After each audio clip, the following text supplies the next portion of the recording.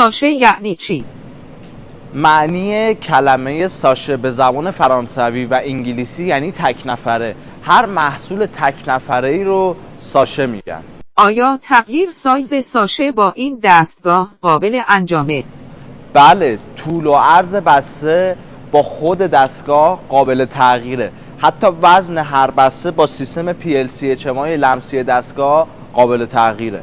این دستگاه چه محصولاتی رو میتونه بسته بندی کنه؟ این دستگاه انواع محصولات پودری رو میتونه بسته بندی کنه.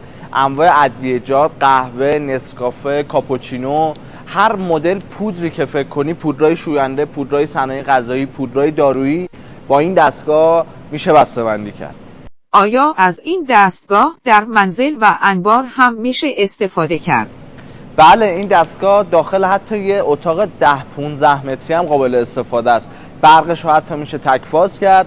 این دستگاه چرخ داره، هر جای کارگاه، انبار یا منزل که بخواید میتونید جابجا کنید. ارتفاع و ابعادش حتی از یه یخچال هم کوچیک‌تره. هر سوالی در مورد این دستگاه داشتی برای من کامنت بذار، لایک فراموش نشه چون به ما انرژی میده.